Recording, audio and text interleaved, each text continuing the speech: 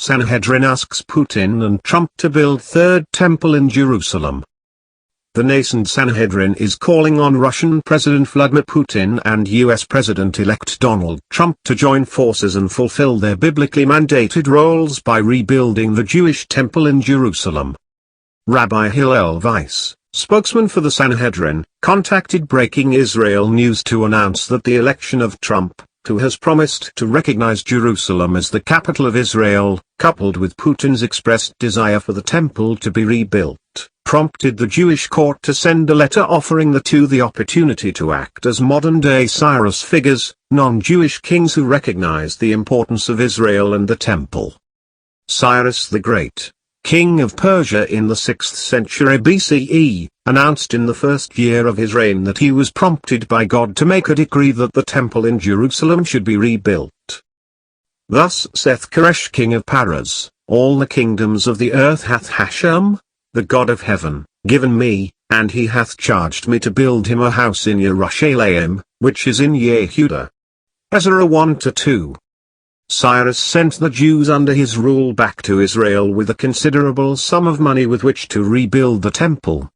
The Sanhedrin plans to call on the two world leaders to take up this ancient biblical decree and support the Jewish people in their holy mission. Rabbi Weiss explained that the US elections have made the eternal Jewish dream a very real possibility.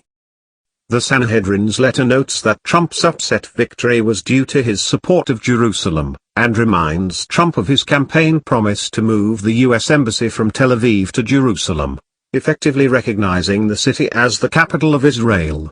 The Jerusalem Embassy Act, passed in Congress in 1995, initiated the moving of the embassy, but has been vetoed since every American president since. The Sanhedrin calls on Trump to withhold the veto after he takes office.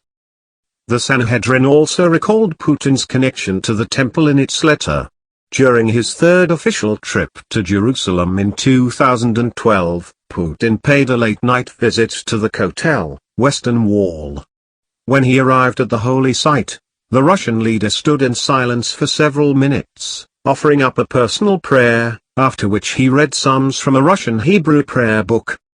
An Israeli bystander called out in Russian, "Welcome, President Putin." Putin approached the man, who explained the importance of the Temple Mount and the Jewish temple. Chadru Charadim, an Orthodox Hebrew news site, reported that Putin responded, "That's exactly the reason I came here, to pray for the temple to be built again." After this remarkable exchange, the Sanhedrin sent a letter to Putin calling on him to fulfill his prayer. At the time, President Putin did not respond to the Sanhedrin's request, but now that the incoming US president is a potential ally in the project, the Sanhedrin believes it is time for Putin to take an active role in rebuilding the temple. In addition to its requests concerning the temple, the Sanhedrin is also calling on Putin and Trump to renew the 1920 League of Nations resolution known as the San Remo Treaty, which essentially enabled the creation of a Jewish state by dividing the Ottoman Empire. It incorporated the Balfour Declaration, issued by Great Britain in 1917, which gave official recognition and backing for the establishment of Israel. The leaders of Russia and America can lead the nations of the world to global peace through building the temple, the source of peace, Rabbi Weiss explained. This will offset the disgraceful UNESCO resolutions that are the root cause of increasing terror and violence.